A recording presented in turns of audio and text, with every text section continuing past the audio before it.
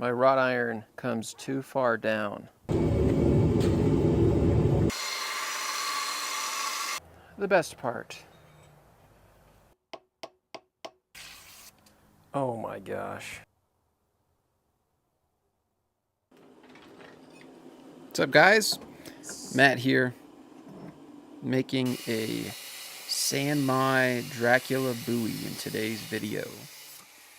Now, the reason that I call it a Dracula buoy is because in the original Bram Stoker novel, Dracula, there's a character named Quincy Morris, and he carries a bowie knife. He uses that bowie knife to stab good old Drac in the heart, taking him out, although he's taken out in the process.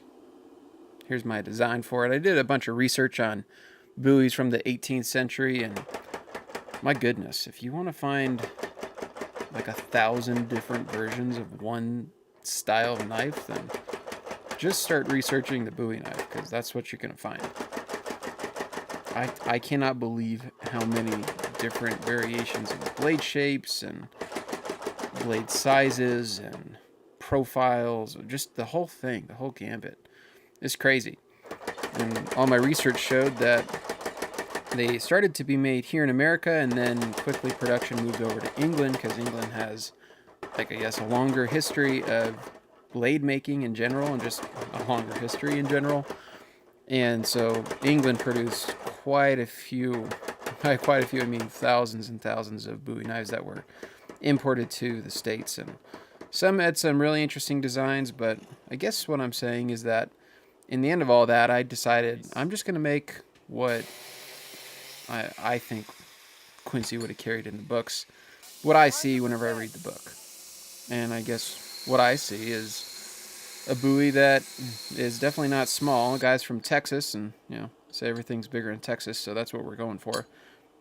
And so this blade will be about 1 foot long, and I'm using Sanmai, and the Sanmai is actually from a old wagon wheel. It might be 18th century, so I thought that was pretty neat.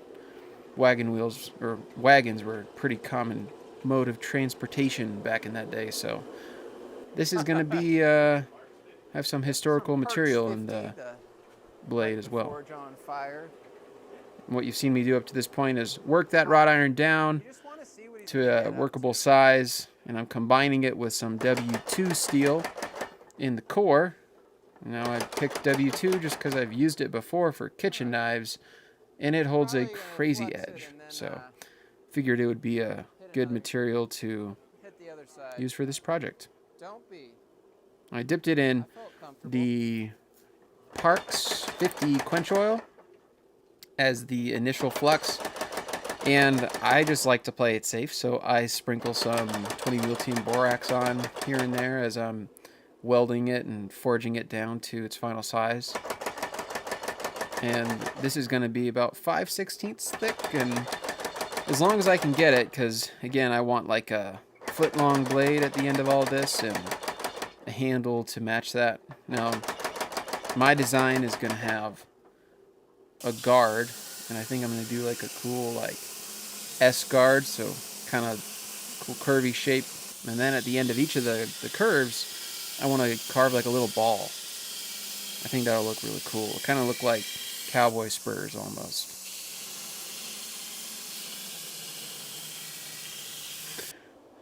Just getting the billet ground down, all the rough edges ground down on it. And once I got the rough edges done, trimming it to size, and then I can start getting my profile forged in. So I like to start things off by just getting the material isolated for the tang. And in this case, it's going to be a tang and a ricasso. And so it's really nice to be able to use a power hammer.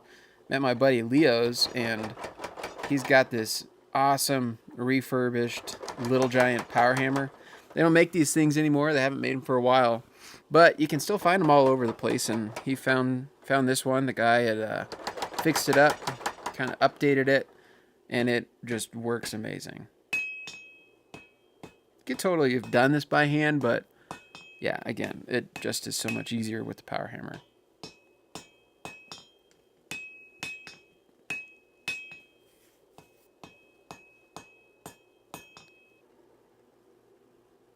Once the tang is isolated, I'm going to start forging the tip in. And now, this is not necessarily something found on every buoy design, but I just like the way it looks. I think if a buoy has a clip that's at a minimum 1/3 or 1/2 of the total blade length, and where the clip is, the blade is the widest, to me, those two combined, the clip being 1/2 to 1/3, and the widest point of the blade, just creates the perfect aesthetic. It looks like it could stab really well, and it also looks like it could chop really well. And so those are kind of the two things I wanted to combine in this piece. Now, once the preform was forged in, I can start cutting in some grooves. This is called ladder grooves, or it's going to be a ladder pattern. And basically you cut these grooves in and they're offset from each other so that when you squish the material flat, all that material you cut through suddenly gets pushed up to the surface, and you've got this like undulating pattern going down the blade. So you can see there they're offset, so it's like a zigzag. If you cut them so they're directly on top of each other, you would have some of the material too thick and some of the material way too thin. So you definitely want to cut those in offset like that. Something else that is offset is the hammer that I'm using. So this is a Japanese dog head hammer, and I actually used wrought iron to forge this. So it's kind of a neat story. Both the wrought iron for the blade and the wrought iron for the hammer that I'm using are from the Colorado mountains. So I found the wrought iron for the blade from an old wagon wheel up in the mountains. Somebody was just throwing it away. They threw it in the trash, and so I asked him, hey, I see you guys got that big wagon wheel in the dumpster. Can I take it? And they were totally cool with it. So that was pretty sweet. And then for my Japanese hammer, I was on a backpacking trip with one of my buddies, and we went to an old mine, like this abandoned mine, and just felt like kind of wandering around inside, and we ended up finding all sorts of cool stuff. And I don't know, I was probably like 20 or 21 at the time, and I was like, oh, I could carry that down the mountain. And I grabbed a huge, what I think was like an old axle, and lugged it down through the mountains for probably like a 3-hour hike. So sort of miserable, but in the end, it was pretty cool because now I've got a really sweet hammer that I forged a long time ago and had it with me a long time. So yeah, kind of a neat story. The hammer is not just wrought iron. It's got a high carbon face welded to it. So if it was just wrought iron, it would deform with every hammer blow. So you got to weld some tougher steel onto it. But yeah, it's a great hammer for forging flat bevels. With all that weight in the front, there's just a lot more energy transferred into each hit, or from each hit into the steel. 2 1/4. It's just under 2 1/4. All right.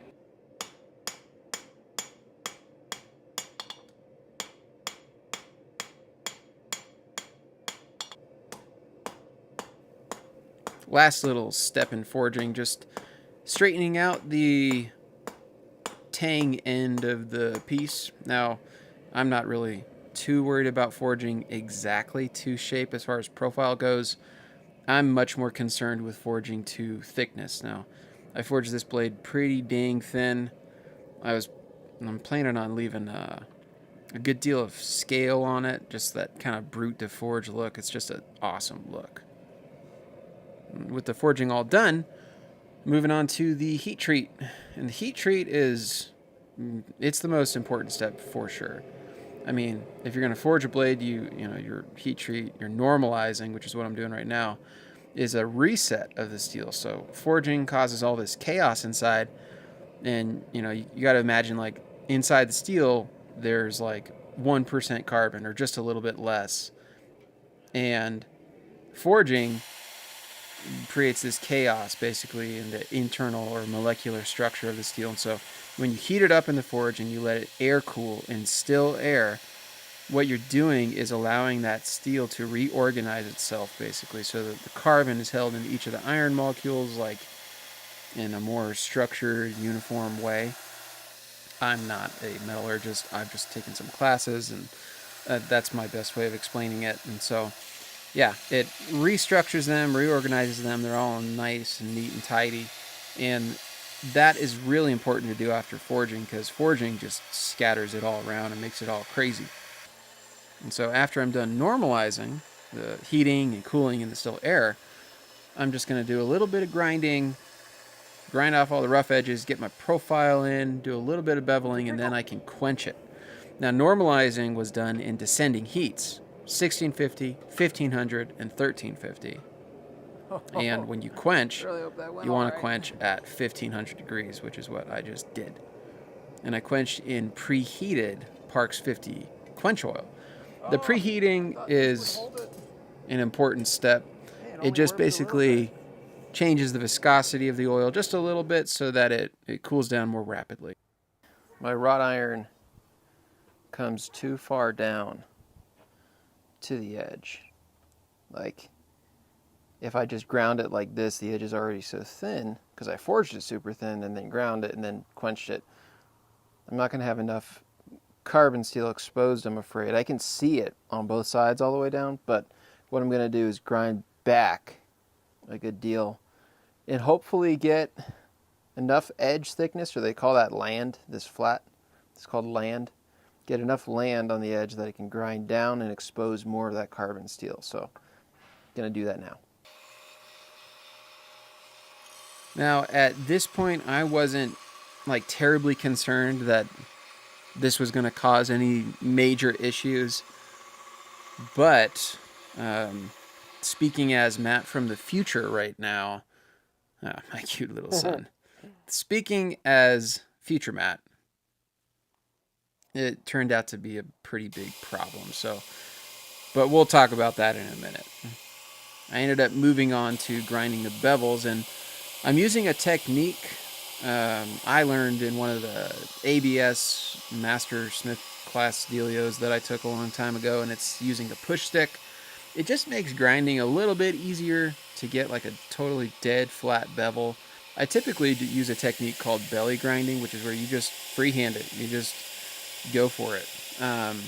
But on this, I was like, oh, I'm going to be all fancy and cool, and ABS. Buoys are kind of like the ABS knife. So, yeah. And if you don't know what ABS means, it's the American Bladesmithing Society. It's really the only organized bladesmithing or like certified bladesmithing organization in the world. And that's how you can get like certified as a master bladesmith. So they've got a pretty rigorous testing and judging process for that. So huge respect to the guys who do go through that. I'm not sure if I'll ever go through it, but I do learn a lot from looking at those guys' work on Instagram and from the classes I've taken.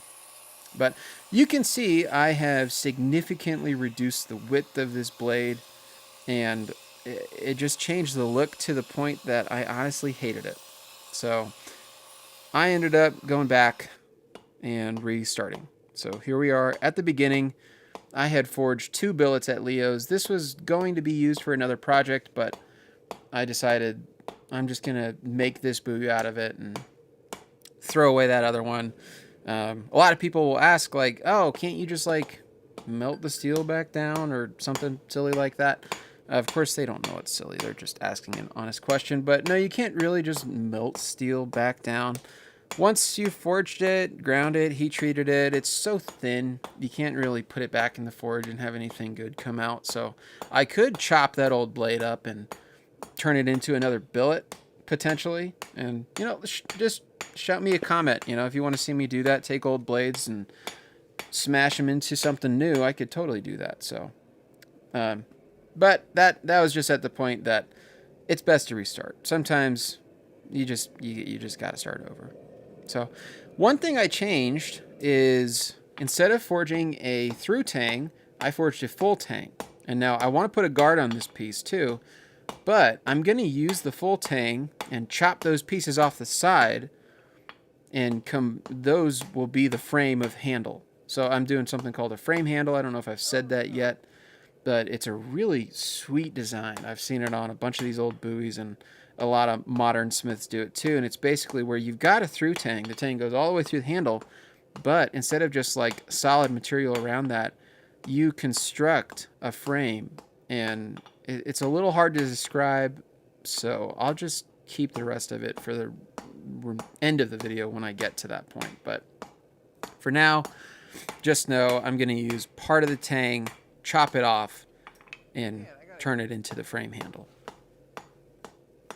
Forging this new blade, I did not have as much material. I forged this billet a whole lot thinner than the first one, and so I decided to just skip over the ladder pattern. I just didn't want to risk losing another blade, so I'm just going to forge just a straight sand my billet, and it should still come out looking really cool. Wrought iron just has a sweet natural grain. That matched with the super dark W2, it's still going to look sick.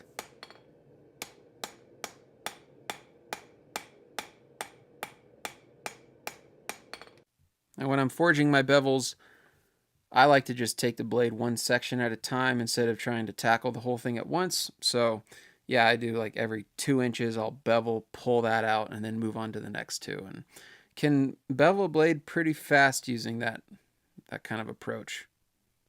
So this blade was a whole lot faster to forge than the first one. So probably because I had some practice forging this shape and then just did it again. So I got this done in, I don't know, a couple hours at the forge.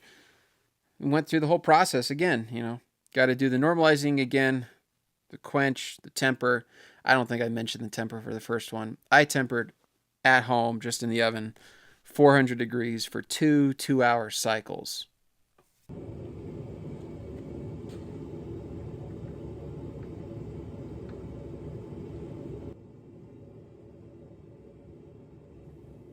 And I would love to say that everything with this quench went just as good as the first one, but again, as future Matt, unfortunately, it did not. But I didn't see the problem yet, and this is the problem. It's called, what I call at least, a taco split. And basically, wrought iron has no carbon. W2 has very high amounts of carbon. You put those two together, you weld them together in the forge. When they cool down, they're cooling at different rates. And sometimes it will shear itself down the middle like a taco. Now, I am, instead of just scrapping this knife too, I'm going to try to forge weld this back together. Initially, I would have probably just been like, oh crap, my blade is ruined. But years ago, back in 2018, I was on Forged in Fire. Our challenge was San Mai. And one of my judges was Ben Abbott. And the first guy to go out, his name is Ian, his blade had a taco split. And like, it was an insane taco split. But it led to Ben sharing a story with us backstage, basically in like the green room, telling us like, yeah, I've had a taco split just like that. I was actually teaching an axe class. It split right down the middle. And he's like, I sprinkled some flux in there and welded it right back together, and it turned out to be a perfectly usable axe. So I heard that a long, long time ago. That was 2018, and it's all coming back around now in 2024, which is pretty crazy. And so I was like, all right, let's just full send this and see if we can't just weld this back together. And crazy enough, it freaking worked. I was just so surprised. The crack wasn't very big. It wasn't a huge split. It definitely didn't go all the way down to the edge. It may have been surface cracking, but it was something I really needed to take care of or restart. So I was pleasantly surprised. It worked out perfectly. So I didn't really feel like filming another heat treat process, but I got it heat treated again. Ran it through all the normalizing, quench, temper, and it came out perfectly. So that was pretty cool. Well, it almost came out perfectly. Where you see me grinding down there, there is just like some very minor surface splitting kind of stuff going on. So I ground that out. Thankfully, it was able to be ground out, and there was no issues on the rest of the blade. Aside from some of the wrought iron. Like, wrought iron is really, it's got a lot of impurities, and sometimes it has impurities that cause it to sort of separate, like, and peel off. So there's some of that going on in sections of the blade, but aside from that, there's no issues at all. And the forge welding worked perfectly. So really cool. I was able to fix it like that.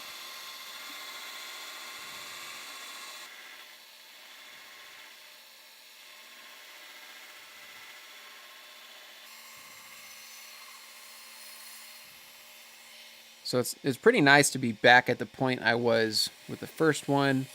I'm definitely back at this point a lot faster, and I decided, you know what, I'm going to skip setting up the platen and doing the push stick grind. I'm just gonna do what I normally do, which is just freehand grinding. It might not be as good for your body long term, but it is at this point what I'm the most used to, and I can get a blade ground just so much faster this way. So that's what I decided to do.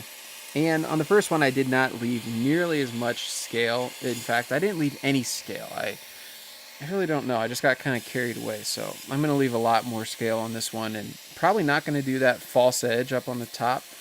I just think that that trio of forged scale and then etched wrought iron and then the dark etched W2 is just going to look super cool.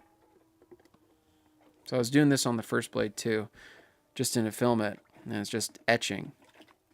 Oh no. It's important to etch as you go, just to see where your wrought iron is and where your edge steel is, and if you're grinding, if your core steel is centered or not. So pretty important to do, and thankfully everything was looking all right. So I could just proceed with the grinding and get this thing light and fast and ready to kill old Dracula.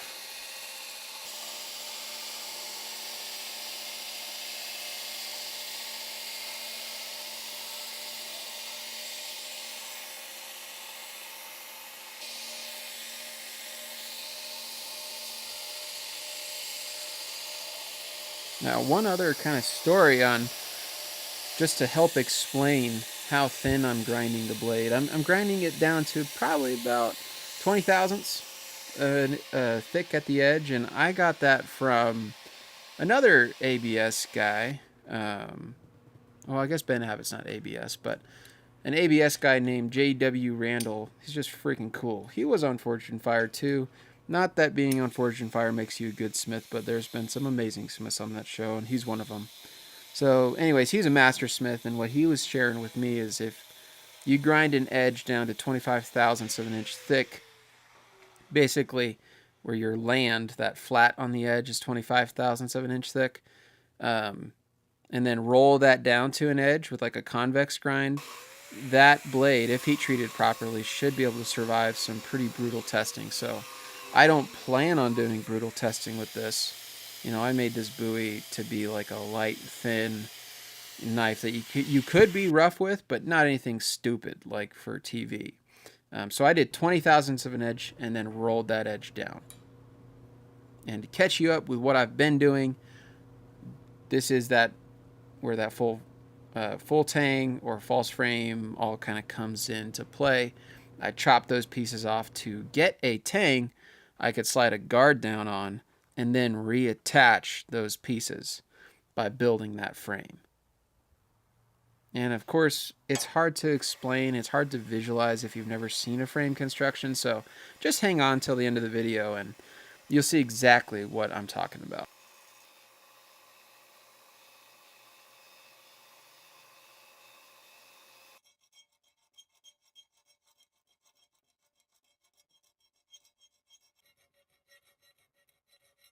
So, just a bit of file work and got everything nice and rounded and comfy, got those shoulders cut in nice and square, ready to move on to some more fun stuff.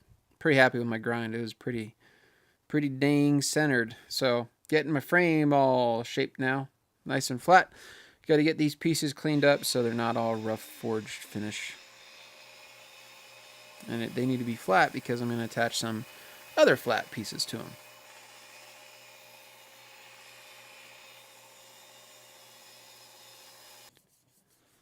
Time to move on from the frame. Kind of got to pause that and get the hand sanding done.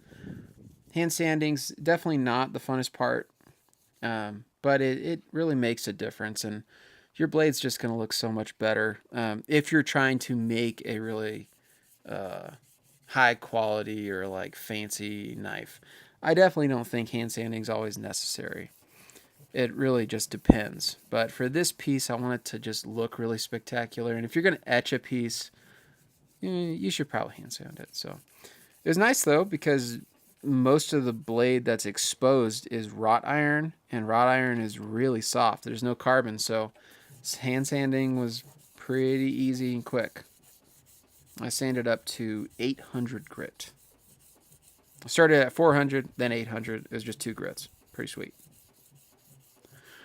This is what I was talking about with the wrought iron having those impurities and pieces flaking off.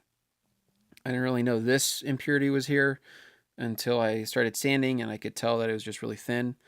But it just adds character. Like, this isn't an issue that I'd be like, oh my gosh, I got to start over. Nothing silly like that. I'm totally cool with it. I think it looks really neat. This is a historic material. It's a cool material. It's just got character. So that's how I view it.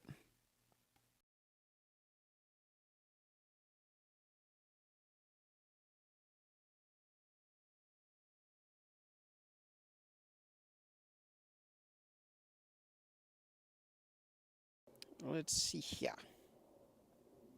I think that's probably enough. Oh. Right after that close call of almost hitting myself in a very important region with a drill, my wife had told me, "You better be careful out there." And I was like, "Babe, I am always careful. I don't know why you're giving me this warning, but maybe she just had an instinct, or feelings. I don't know." So I got smarter, moved on to the drill press. It was a little bit safer. Now, what I'm using for the guard, which is what I'm working on, is a material called nickel silver.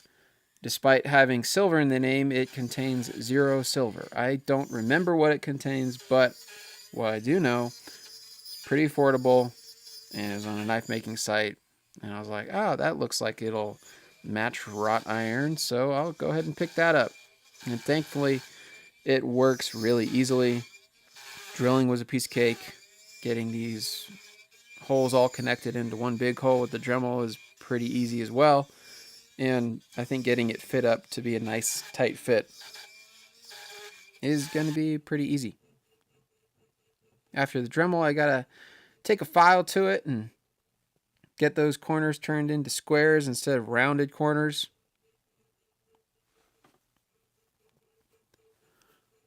Fitting up guards is not something I do very often. I typically do an integral bolster or no bolster guard at all. I do not enjoy making guards.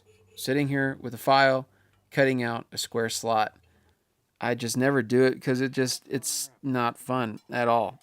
But for this project, it's something that's required for a buoy, honestly. So unless I forge welded a solid integral guard, which I considered, but I just didn't think I had all the tooling for that. It'd be really nice to have a mill, and I don't have a mill. If you're curious, actually, about my setup, I forge out of a public makerspace, and that's in the city I live in. And then I'm doing the rest of the work just on the back porch. So I just bounce between the forge because they've just got a perfect setup for doing all the hot work.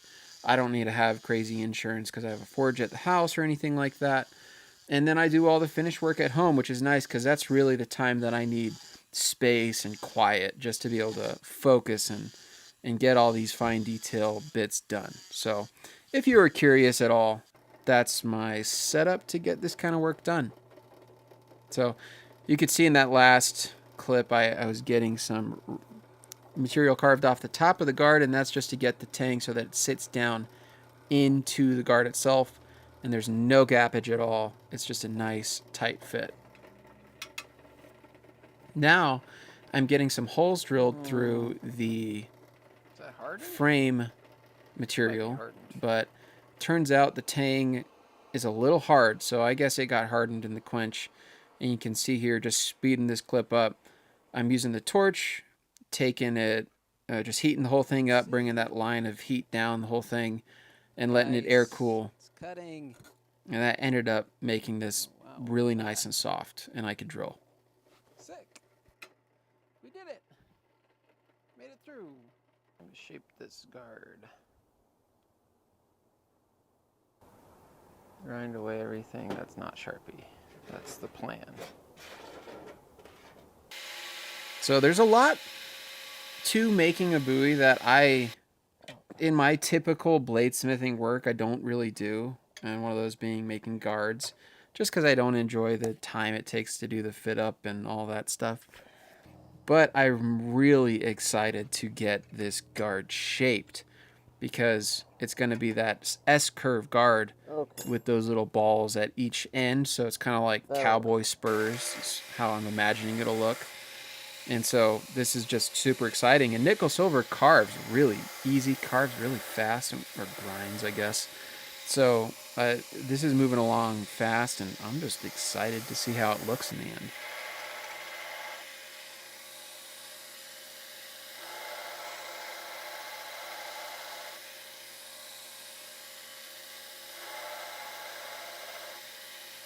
My template was just one-sided, and so I put a center line on the piece and then could make the perfect copy of on each side, since I just had one half of the template drawn, if that makes any sense.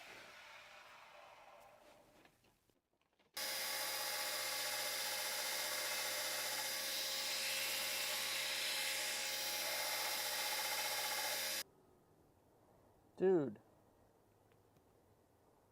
It looks perfect. Pretty much on that first shot, things were even. They're nice and even, so I didn't have a whole lot to do. I'm just cleaning up the back part of the guard with the wheel at the bottom of the grinder, and then I'm going to start carving in those details. And this is offset. Because it's an S-curve, I didn't want to carve out a giant block, so I'm carving it in offset, and then I'm going to bend it so it's that S-curve shape. I'm starting with the easiest one to carve, which is that first one, because there's no bending required, and just using a 40 grit belt. Oh, gosh. Ooh, almost got myself there on the grinder. But using the 40 grit belt just to hog that material off, and then I can move on to filing it and refining it. Oh, actually, before I file it, I'm going to use the Dremel with like this carbide carving tip. I just picked it up at Home Depot to get it refined, kind of carved down closer to the final shape. And this went, again, super fast. So nice, soft material. Really easy to carve, really nice to carve. So this was fun. Fitting the guard up was not fun, but this was when it really took off, and I was having a good time. Okay. Oh, man, that's gotta go. For those of you who can't see down here, there is, and by those of you, I mean every single one of you, because the camera is not down here, which I just realized. But there is gutter material. I'm working on a back porch, so there's crap everywhere. And this gutter keeps poking me in the knee. You should probably clean your work area up better than I do mine. Okay, anyways, let's go back to the project.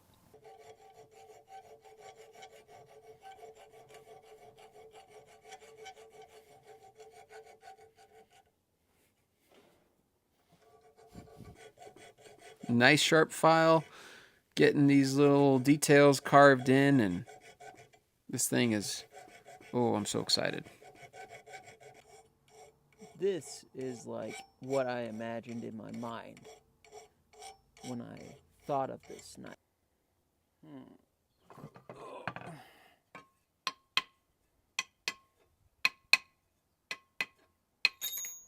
Nice. Okay, let's see here.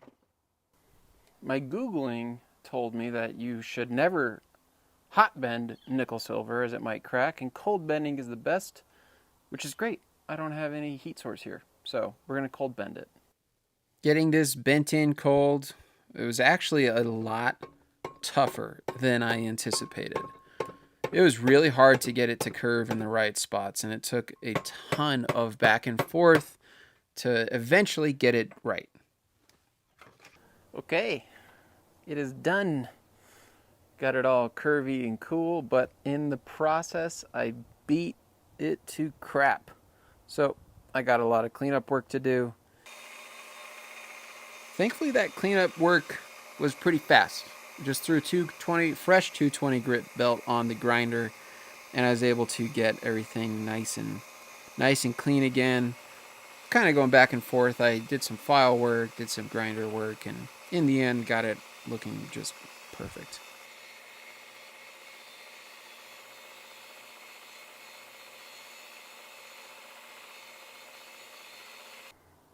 The guard is freaking done, and it's perfect.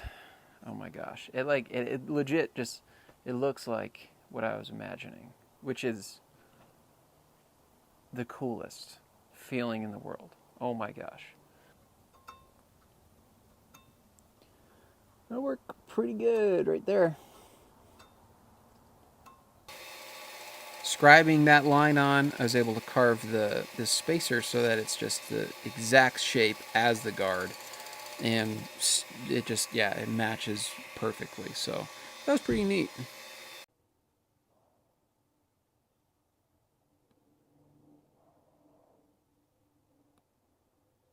Woo! Looks good. We are finally moving on to the part I am most excited for, and that is the frame handle. Oh my gosh. It's gonna look so cool.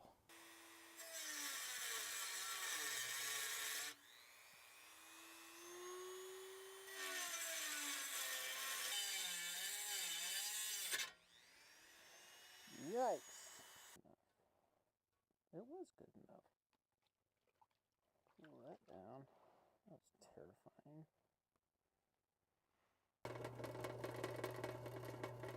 I may have mentioned it by this point, but I have never done a frame handle. So you are watching me figure it out in the moment.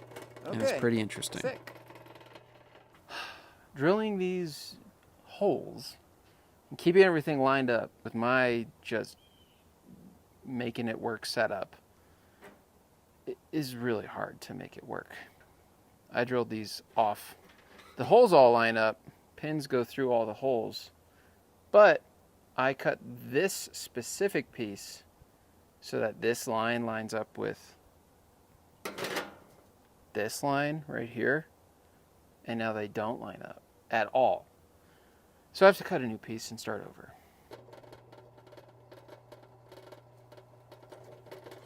I ended up just cutting the holes using, on the one side that was still good, I cut it oversized, which I think was definitely the play, instead of cutting it to the exact shape and then getting everything all unaligned. So the second one, I used the first one as a template to cut, or now the first one as a template to I got cut out the both new pieces cut out, and I am chamfering one side pretty heavy, the outside, because I'm going to take, I was going to use the same kind of material, nickel silver, but unfortunately I got the wrong size pins.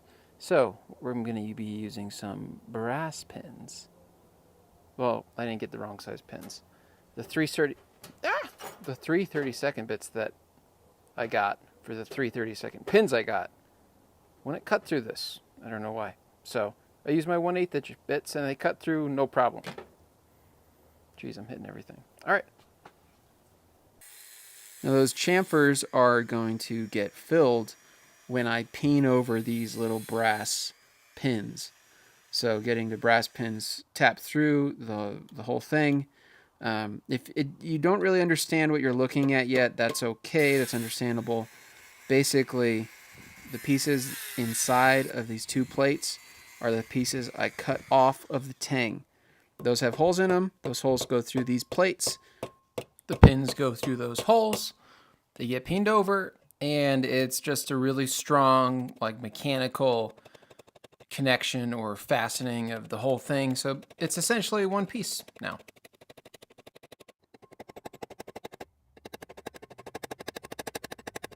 My gosh, I'm going to take it apart.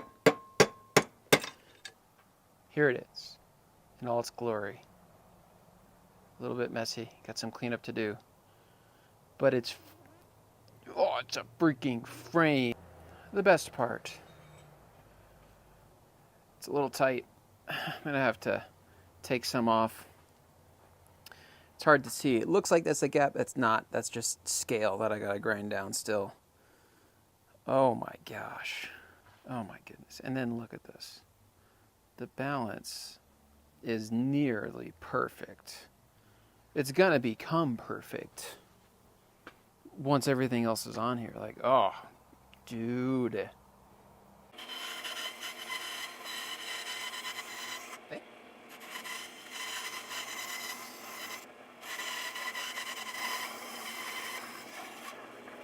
Nice. So I was just noticing how porous this antler is. It's very, very porous. So that means I don't have a lot of like this beautiful border because I don't want to grind any of this. This is just gorgeous. I want to keep this as much as I can. So as I grind down and like find my shape in all of this, I got to be real careful. So this is a European red stag antler. I can't remember what kind, specific type of deer it's from, but it's from Europe. It's just got a beautiful color. There's a guy on Instagram. I wish I could remember his name, but I can't right now. His whole page is just selling amazing pieces of stag, and so that's where I got this. You got to be really quick. He basically posts, hey, I got these antlers for sale.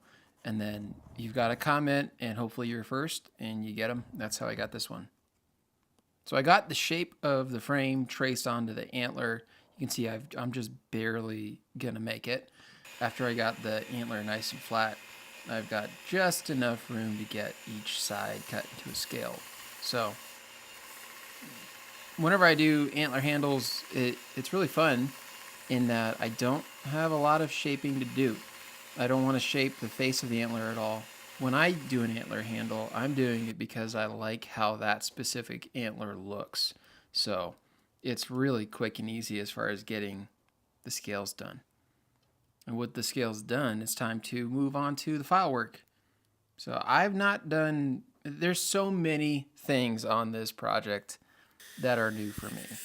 I have done file work here and there. I think I've done it on like one other knife. So I really don't know what's best. I don't really have a solid process for it.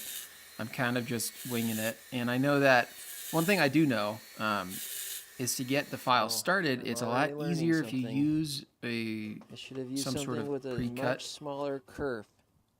But probably use too big of a kerf is what I was saying there.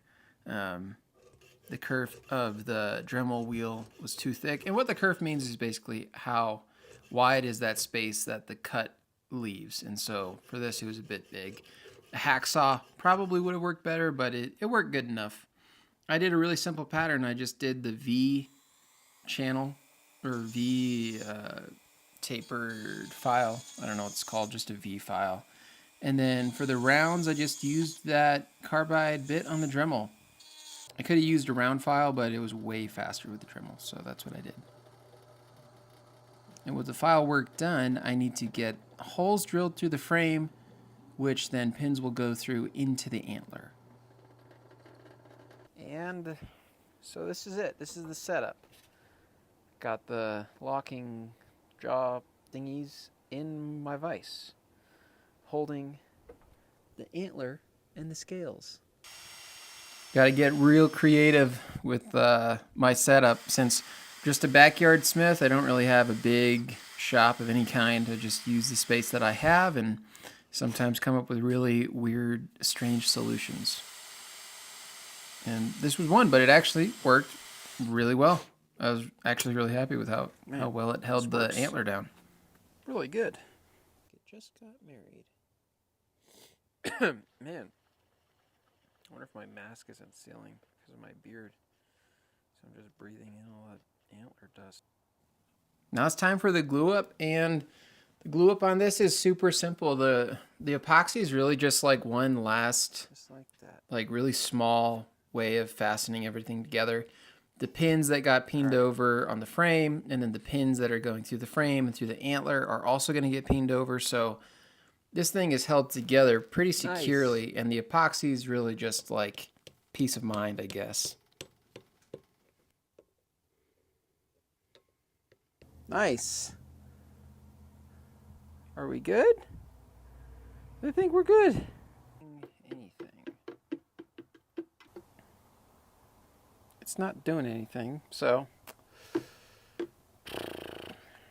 I see all sorts of stuff about people etching their blades with mustard. I think for this to be effective, you have to use the store-bought, or the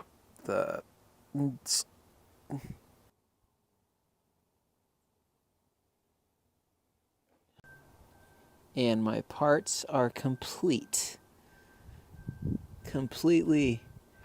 covered in mustard.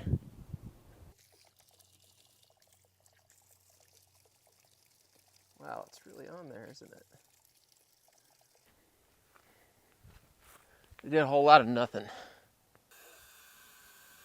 I'll probably do more research into figuring out how to patina nickel silver if I use it again, but it didn't really work, obviously, and so I just decided to polish it back out and figured it would look pretty good.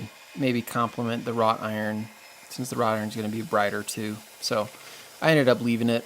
I think it'll still look pretty cool. Still look like a old school buoy.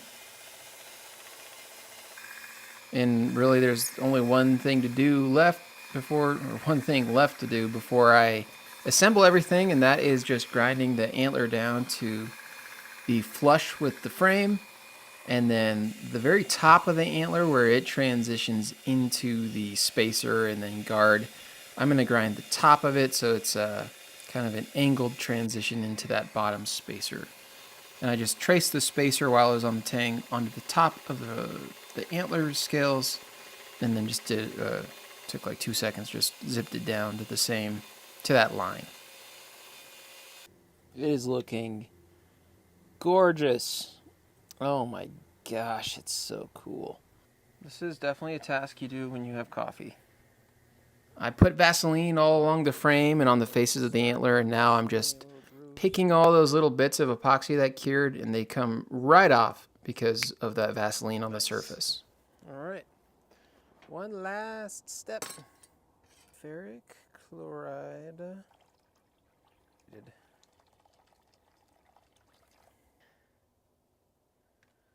Oh gosh, it's not big enough. That's crazy that's just wrought iron. It looks like Damascus. Ammonia, key ingredient. Over here. That ammonia in the glass cleaner is the ingredient that acts as, what's the word? I'm blanking. It neutralizes the ferric chloride, so it doesn't keep etching and kind of rusting or ruining the blade. So it neutralizes it and gets down into all the little crevices in the wrought iron. And with the blade etched, now I can finally assemble everything. And again, everything fits super tight, so I barely need any epoxy. It's really just like, it's almost unnecessary, but it should fill up any little teeny tiny gaps in there. So I went ahead and used it. I'm just wiping off the excess that oozed out, throwing some clamps up on there. Clamping this was certainly interesting. Kind of have to do one side at a time, and this is how I clamp handles up. Typically just lock them in the vise and then throw some clamps up on the end. I'm just gonna that was ready to come off at any moment. Peen the tang. With the epoxy cured, I can do the final bit of assembly, which is peening over the tang, which sticks just out the end of the frame. And this is just a mechanical bond that'll keep this handle on forever. So,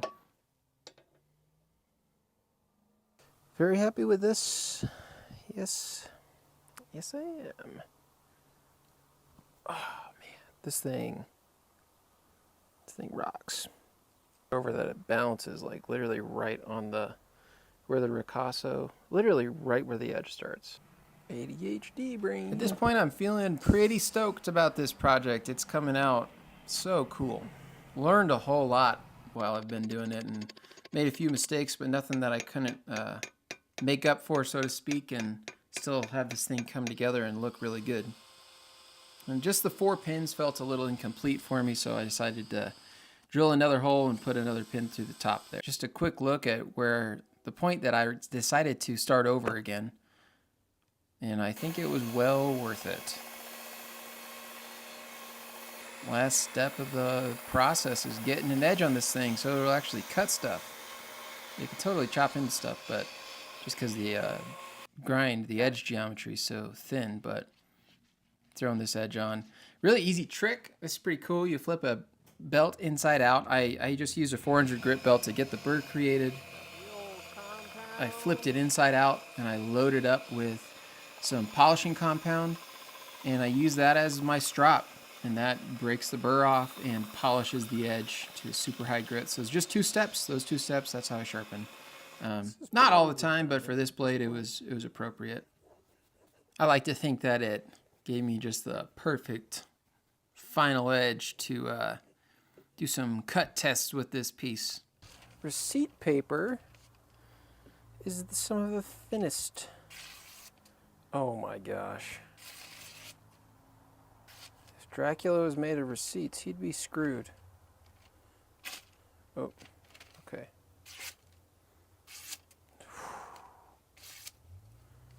That is a sharp knife right there.